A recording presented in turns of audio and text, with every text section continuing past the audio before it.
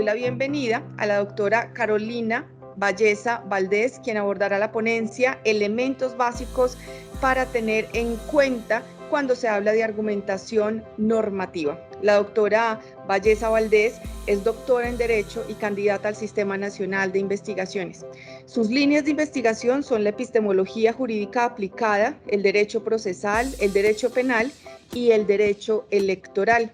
Ha participado en congresos nacionales e internacionales, ha publicado en revistas indexadas y arbitradas y ha realizado estancias de investigación en el Instituto de Investigaciones Jurídicas de la UNAM y en la Universidad de Alicante. Dirige una consultoría jurídica forense especializada en el diseño y creación de teorías de caso, proporcionando peritos capacitados en la emisión de dictámenes y con habilidades necesarias para asesorar y responder en un interrogatorio y contrainterrogatorio.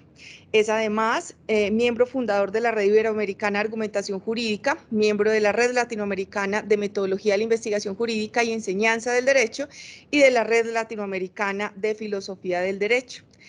Doctora Valleza, le recordamos que tiene 40 minutos para su disertación y estaremos acá prestos a brindarle el acompañamiento que sea requerido, que sea necesario. Muchas gracias por acompañarnos y a todos y todas nuevamente bienvenidos a esta jornada. ¿Qué tal? Bienvenidos. Les voy a compartir mi presentación.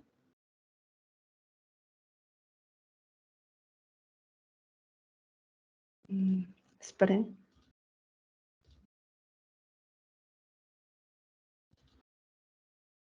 ¿Los legisladores son personas racionales? Esta es una foto del Parlamento mexicano en el año 2006. Bienvenidas, bienvenidos. Yo soy Carolina Valleza. Como lo comentan, bueno, pues soy de México y el día de hoy vengo a compartirles y a platicar con ustedes sobre los elementos básicos para tener en cuenta cuando se habla de argumentación normativa. Y quiero que, esperen, ¿están viendo mi presentación completa? La estamos viendo, adelante. Ay, perdón, vale. Hoy voy a platicar con ustedes sobre los elementos básicos para tener en cuenta cuando se habla de argumentación normativa y mi pretensión es abordarlo en 4 puntos importantes. Digámoslo así, que nuestro mapa de ruta va a ser primero la teoría de los modelos mentales, la diferencia entre la argumentación jurídica y normativa, la obligación o la necesidad de justificar una norma y las herramientas que se tienen para justificar esa norma. Y primero vamos a hablar sobre la teoría de los modelos mentales. Para explicar esto, vamos a regresarnos un poquito al principio cuando les hablé sobre si los legisladores son personas racionales. Y permítanme explicarlo porque por años el derecho ha basado sus teorías de argumentación jurídica en la idea de que las personas somos agentes racionales. Y es decir, ¿qué es un agente racional? Un agente racional es alguien que piensa frío, que pondera, que determina pro y contras antes de tomar una decisión. Sin embargo, desde hace años, la teoría económica ha determinado que las personas no somos agentes racionales.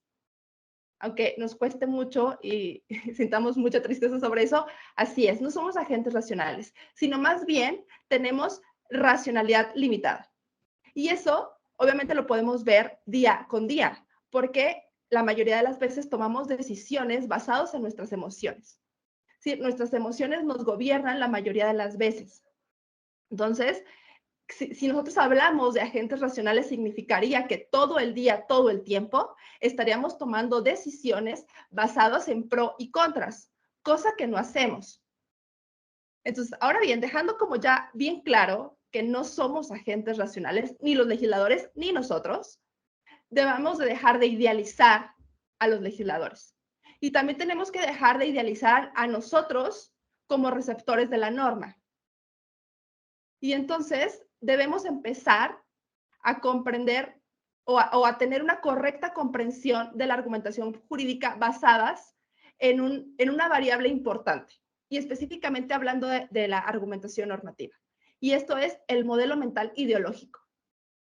Pero antes de hablar del modelo mental ideológico, vamos a ver qué es un modelo mental. Un modelo mental surge en la psicología cognitiva como alrededor de los años 70, principios de los 80, para explicar las diversas respuestas que las personas daban a una situación igual. Entonces, los modelos mentales son como estas representaciones de la realidad que la gente usa, que nosotros usamos para comprender un fenómeno específico. Todos tenemos modelos mentales acerca del mundo en el que vivimos, pero cada persona tiene su propia percepción de ese fenómeno. Por ejemplo, si estamos en un laboratorio y yo les pido que se acerquen a un microscopio en donde hay una muestra y se acercan, seguramente todos me darán respuestas diferentes, y más porque entiendo que aquí todos somos abogados. A lo mejor unos podrán decirme qué es esa muestra, pero la mayoría no tendremos ni idea de lo que es. Otros a lo mejor pueden lograr tener un modelo mental más amplio en ese tema y describir qué es lo que se ve, pero sin saber realmente qué es eso que está ahí. Entonces, ¿qué pasa con los legisladores y este modelo mental ideológico? Pues que cada decisión que tomen, cada una de las decisiones que tomen va a reflejar su ideología, va a reflejar sus razonamientos, sus creencias limitantes, sus pensamientos. Entonces, todas las decisiones que tomen van a pasar por un modelo mental, digamos así, como por un filtro que contiene la ideología de ese partido. O independiente, puede ser un candidato que no representa ningún partido, pero él también tiene una ideología y también va a pasar por ese filtro. Pero no conforme eso, o sea, no solo tenemos que tomar en cuenta que somos agentes con racionalidad limitada, que además tenemos un modelo mental ideológico, sino que también cada persona tiene un modelo mental distinto derivado de la forma en la que ha vivido. Si tiene una profesión, si no la tiene, si pertenece a una comunidad indígena, a la comunidad LGBT y más, si es madre soltera. Entonces, las combinaciones son casi ilimitadas. Entonces, argumentar y tomar decisiones en un sistema como es el Parlamento, pues se vuelve un proceso complejo. Y quiero que se queden con ese tema de los modelos mentales como muy fresquito, porque lo vamos a retomar al final. Ahora, como segundo punto, quiero que veamos la diferencia entre la argumentación jurídica y la argumentación normativa. ¿Por qué? Porque por muchos años se tomó como la argumentación jurídica principal, o sea, como qué hacen los jueces. Estaba muy centrada la argumentación en qué es lo que hacían los jueces. Y dejamos de lado lo que estaban haciendo los legisladores. Puede ser que esto haya pasado por una teoría filosófica específicamente de Norberto Bobbio, quien él era más bien como escéptico de que existiera una verdadera racionalidad legislativa. Entonces esto fue permeando en diversos como, no sé, filósofos del derecho, y entonces se alejaban un poco de esto y más bien se centraban en la cuestión jurídica de los jueces. Fue hasta los años 80 en que algunos juristas como Atienza comenzaron a hablar sobre argumentación legislativa. Pero, de todas formas, cuando hablamos de argumentación legislativa, siempre como que volteamos a ver, ¿no? Como que vemos de reojo a la argumentación jurídica con el objetivo de que nos dé como un formato o ciertos esquemas para que nos ayuden a la argumentación legislativa, pero en realidad es que esto sucede de una manera muy distinta. Y yo creo que la principal diferencia es que los legisladores argumentan para el futuro y los jueces argumentan con hechos del pasado. Entonces, veamos un poquito aquí la tabla. Primero, los jueces son funcionarios independientes que no están afiliados a ningún partido. Los legisladores sí, ya vimos su modelo mental ideológico.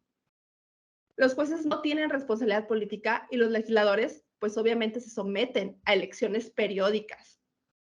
Los jueces gozan de estabilidad, son especialistas en derecho, son imparciales y las decisiones se basan en derecho.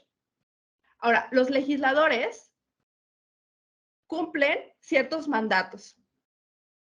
Ahora, no se les exige cierta formación jurídica, lo cual que me parece que está bien porque aunque pareciera complejo que cada una de las personas tenga un modelo mental diferente, eso enriquece la discusión. Y además, pues representan los intereses de los electores, no es que sean como imparciales. Y no nada más los de los electores, también los dirigentes de los partidos, los dirigentes del gobierno en turno. Las decisiones de los legisladores se basan en su ideología y además los órganos de decisión son muy numerosos a comparación con los jueces, que podemos tener, no sé, a lo mejor máximo 10, 11 en las cortes, en las altas cortes, pero los legisladores tenemos, o sea, 100, 200, 300, en México tenemos 500. Entonces, la decisión se vuelve como más compleja. ¿Qué más? El Poder Judicial está diseñado para lograr un consenso. ¿Por qué? Porque las decisiones se toman ya sea por unanimidad o por mayoría de votos. En cambio, el Poder Legislativo está diseñado para administrar el desacuerdo. ¿A qué me refiero con eso? Si bien se toman también, o sea, hay cuestiones de mayoría y todo esto, el objetivo es que se discuta lo más posible, que se puedan incluir como todas las observaciones de todos los puntos de vista, o sea, de las minorías, de las mayorías, y poder llegar al final a un acuerdo.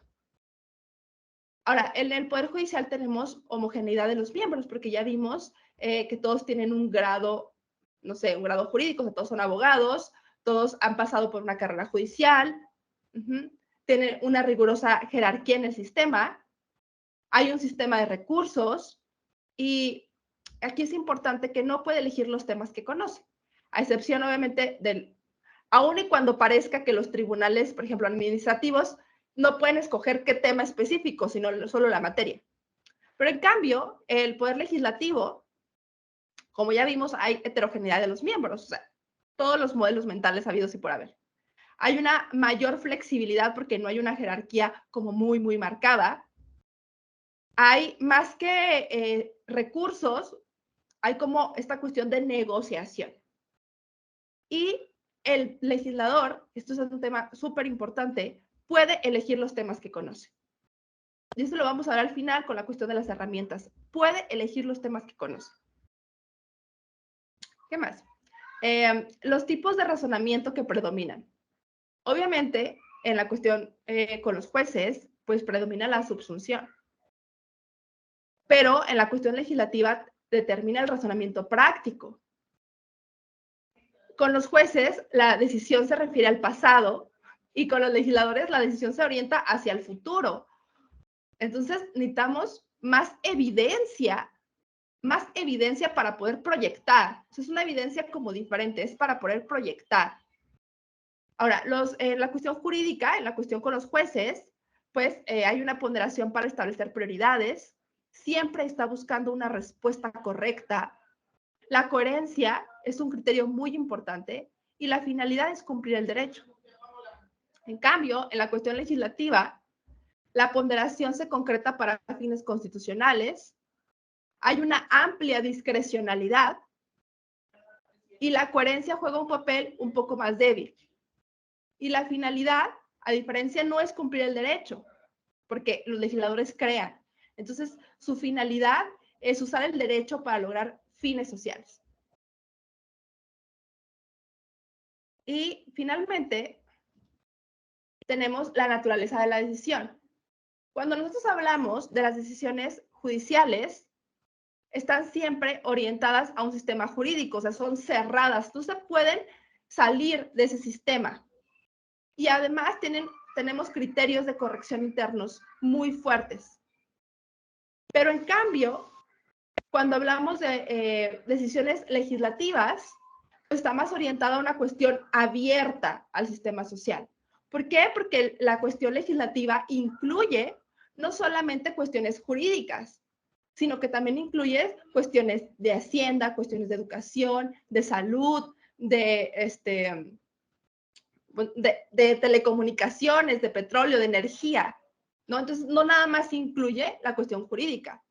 Y además, no tiene criterios de corrección fuertes. Y creo que aquí es donde tenemos que empezar a trabajar un poco más en la cuestión de la argumentación normativa.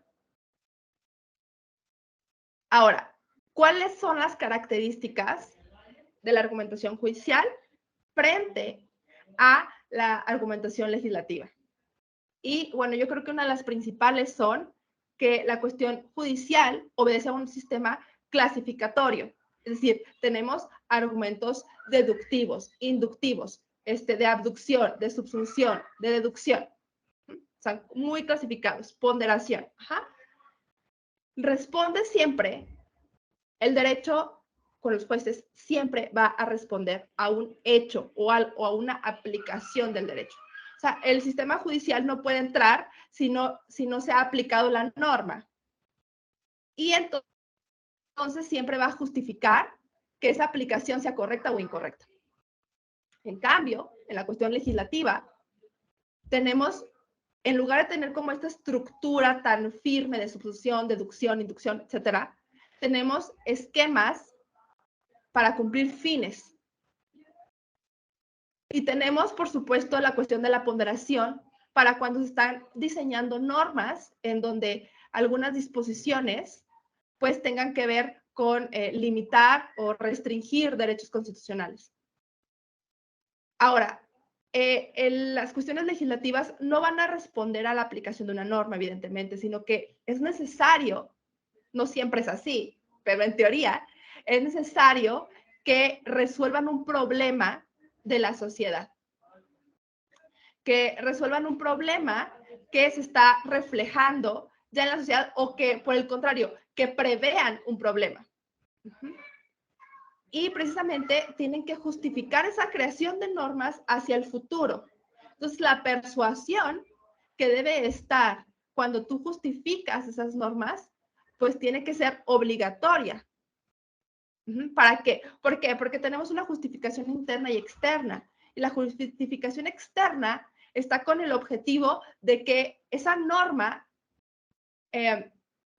digámoslo así, que la sociedad haga suya esa norma y determine, claro, es que esa norma la necesitábamos, claro, es que esa norma era indispensable. Ajá, a eso se refiere la justificación externa.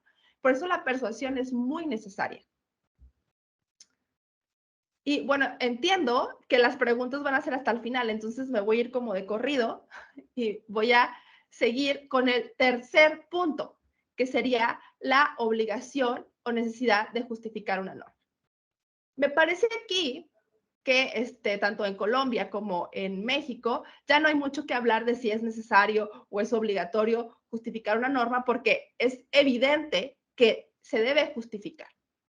En México hace muy poquito, no sé, como unos 15 años, empezó la Corte a hacer como una teoría respecto a los tipos de motivación que deben hacerse dependiendo de la norma que se va a emitir.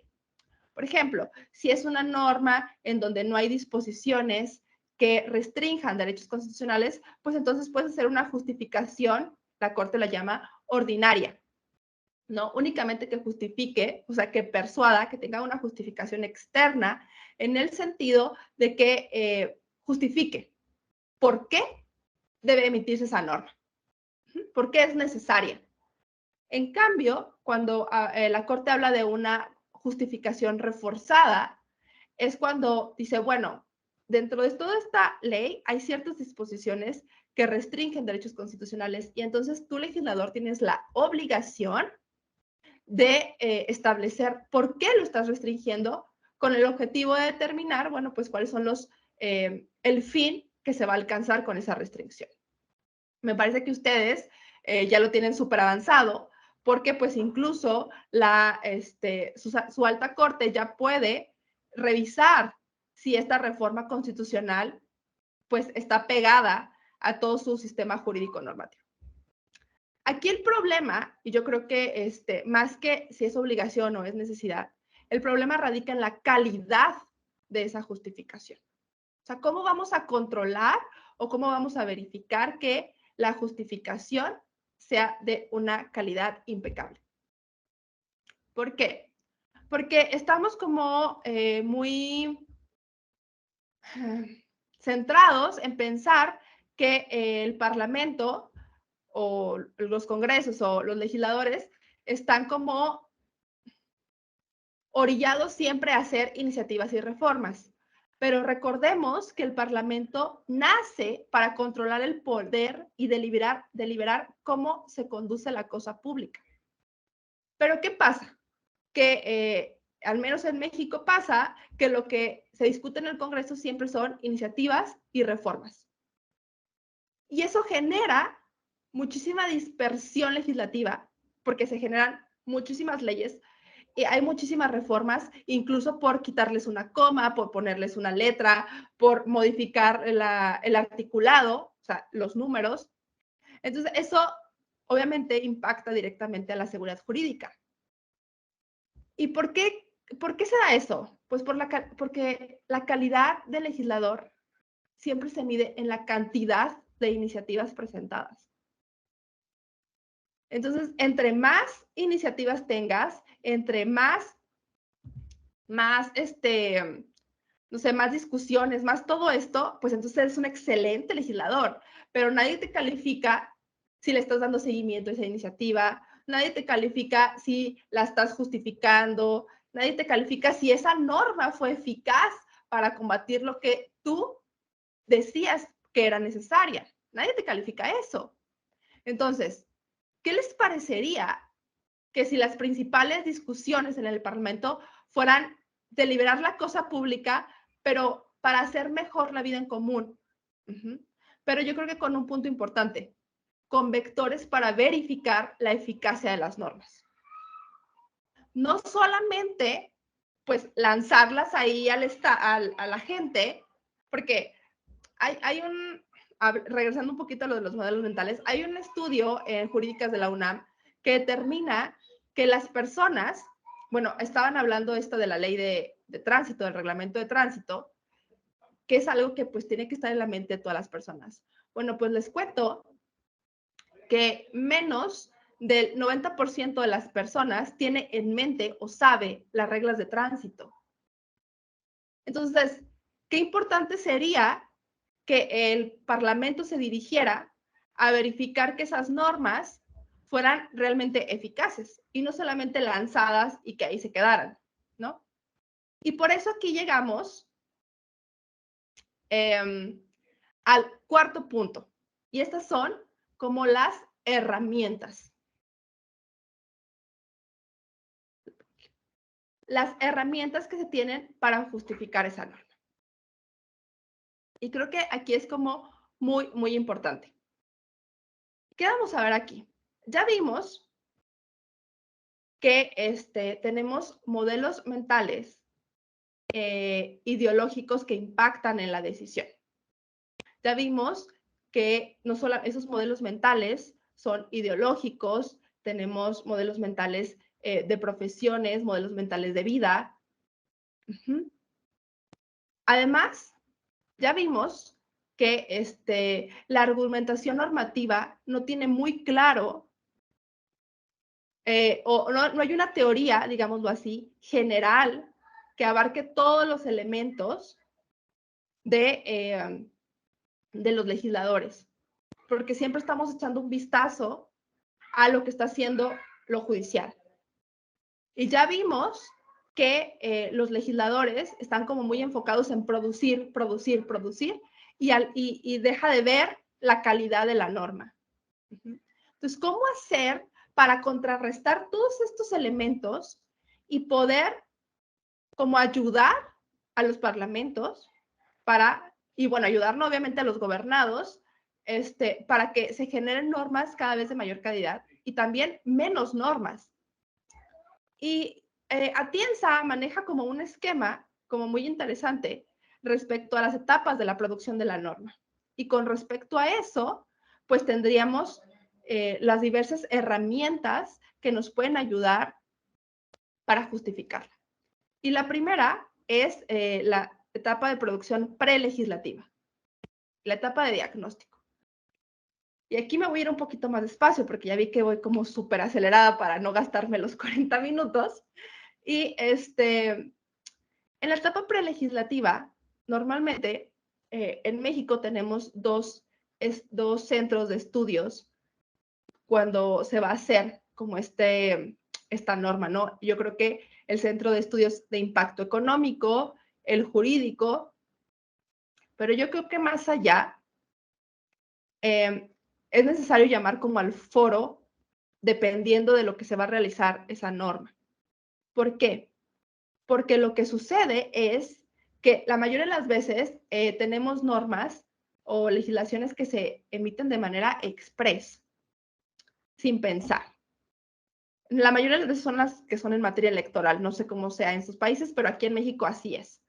Entonces, se ha desarrollado una metodología que se llama metodológica legislativa, en donde se, digámoslo así, desarrolla una batería de preguntas que si esta batería de preguntas no se puede, digámoslo así, emitir la norma.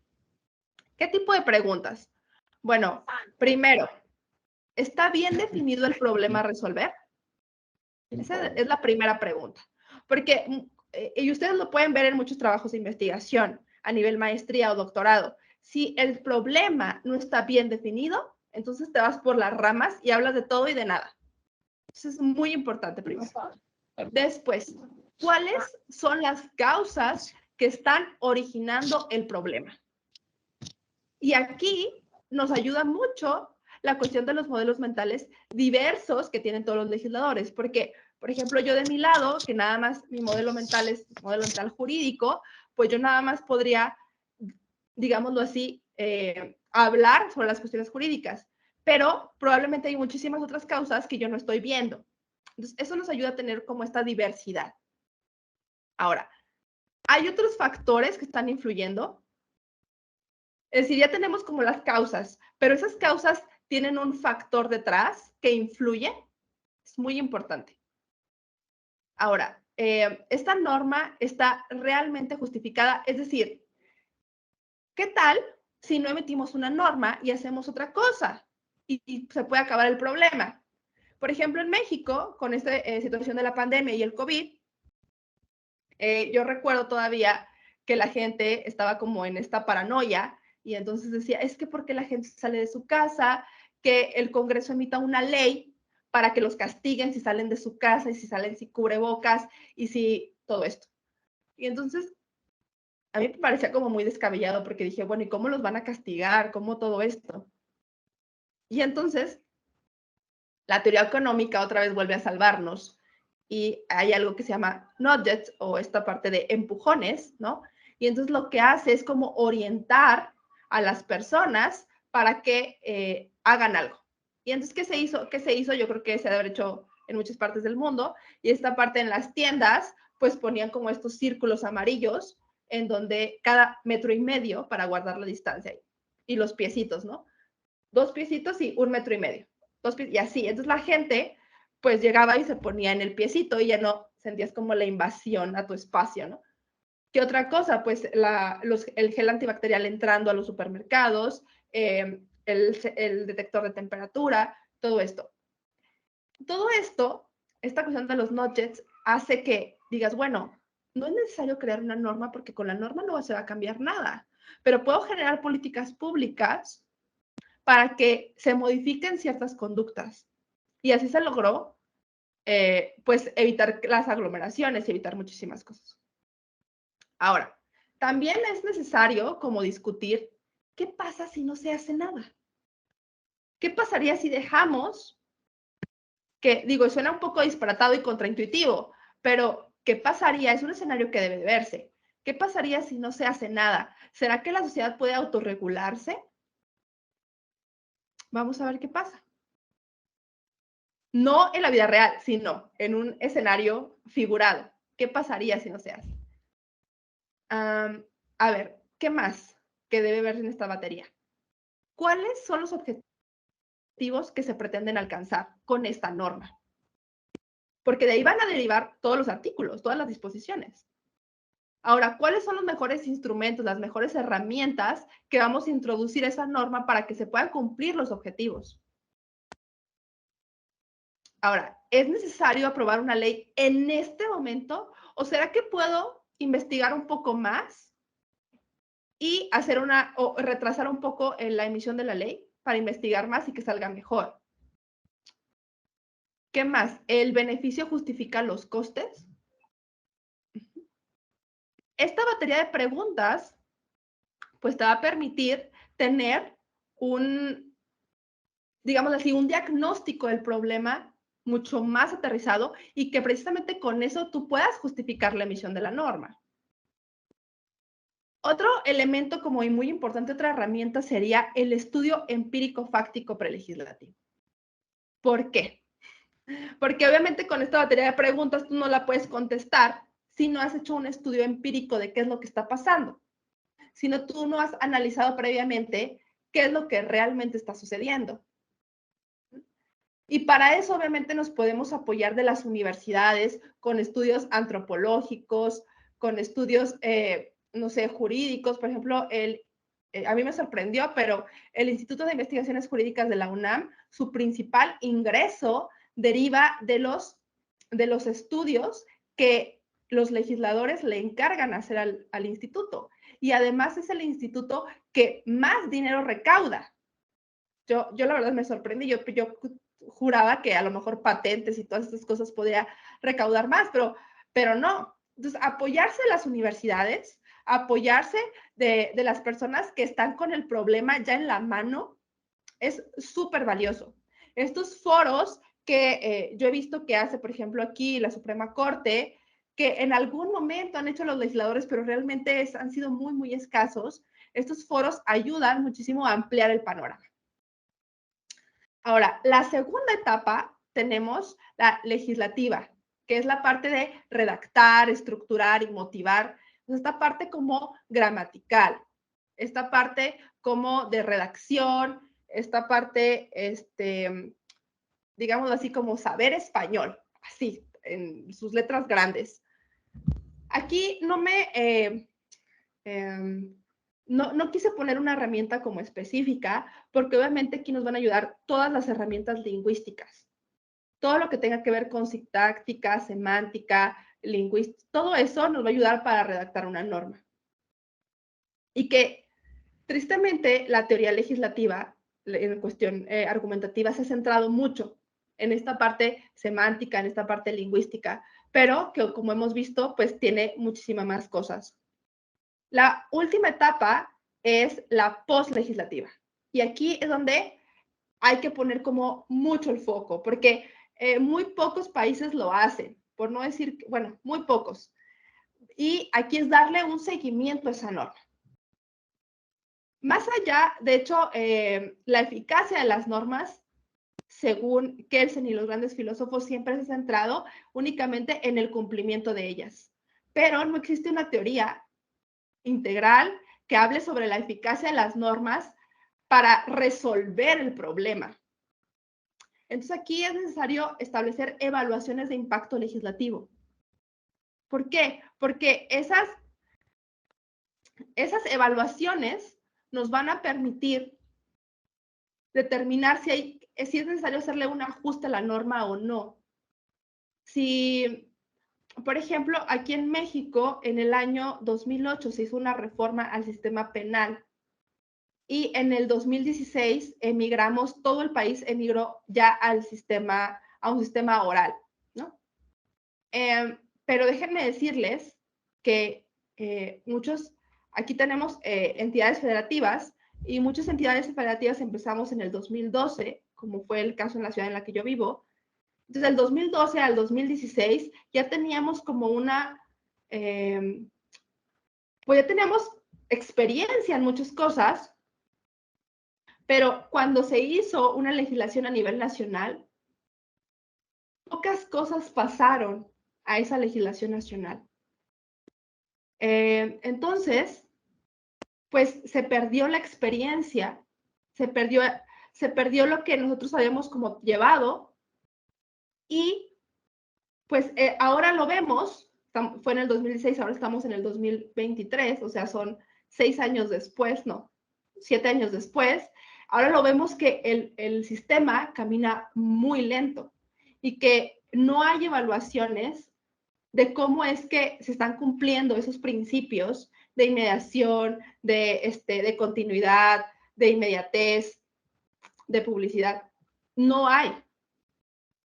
mucho menos empíricos. No sé si les pasa, pero las investigaciones jurídicas en las universidades, al menos aquí en México, están centradas en hacer estudios documentales, dogmáticos.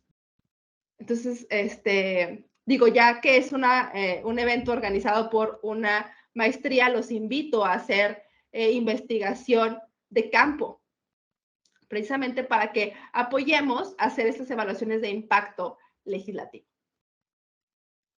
Ahora, ya voy a terminar y antes de terminar quiero hacerles una pregunta que los deje como en la reflexión. ¿Cómo desarrollar una teoría de argumentación legislativa si no conocemos el modelo mental de los legisladores? ¿Por qué hablo sobre esto? Porque durante muchísimos años, o sea, muchísimos años, la argumentación jurídica siempre estuvo hablando cómo es que deberían de hablar los jueces. Es que los jueces deben de justificar así. Es que los jueces deben.